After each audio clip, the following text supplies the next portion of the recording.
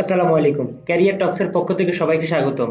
আজকে আমরা দেখব কিভাবে আমাদের ডেস্কটপের যে টাস্ক বারটি আছে এই টাস্ক বারটি আমরা হাইড করে রাখতে পারি। ওকে, আমরা যখন কোনো পিডিএফ ফাইল অথবা যে কোনো ওয়ার্ড ফাইল বা যে কোনো ডিসপ্লেতে দৃশ্যমান যে কোনো বিষয় যখন আমরা পড়ি অথবা যে কোনো কিছু দেখতে যাই, তখন দেখা যাচ্ছে টাস্ক বারের যে নিচে অংশটি আছে এই অংশটি সবসময় আমাদের মধ্যে দৃশ্যমান থাকে, যার কারণে দেখা যাচ্ছে অনেক সময় বা একটা পিডিএফ পড়তে অসুবিধা হয়, প্লাস হচ্ছে আমরা এই ডিসপ্লেটি দৃশ্যমান থাকার কারণে আমাদের কাজ করতে অনেক অসুবিধা হয়।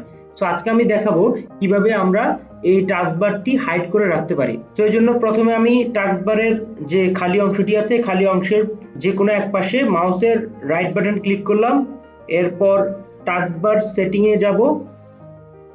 এরপর টাস্কবার সেটিং থেকে আমরা সেকেন্ড অপশনটি নেব, যে automatically hide the taskbar in desktop mode. এটা আমরা অফ আছে, এখন আমরা এটা অন করে দেব। বুম, হয়ে গেল। তো এখন আপনি দেখতে পাচ্ছেন অটোমেটিক্যালি সেই টাস্কবারটি অটোমেটিক্যালি হাইড হয়ে গেছে।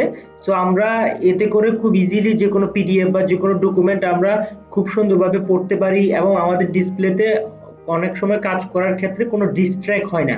তো এভাবে আপনি উপকারটি পেতে পারেন। তো আবার যদি আপনি পুনরায় এই হাইডটিকে আপনি পুনরায় ফেরত নিয়ে আসতে চান, সেক্ষেত্রে অপশনটির উপর আরেকবার ক্লিক করবেন, ক্লিক করার পর অফ করে দিবেন, তাহলে আবার সেই টাস্কবারটি পুনরায় আগের অবস্থায় ফিরে যাবে। সো এভাবে আপনি আপনার ডিসপ্লেতে যে টাস্কবারটি আছে এই টাস্কবারটি আপনি হাইড করে রাখতে পারবেন। ওকে, ধন্যবাদ সবাইকে।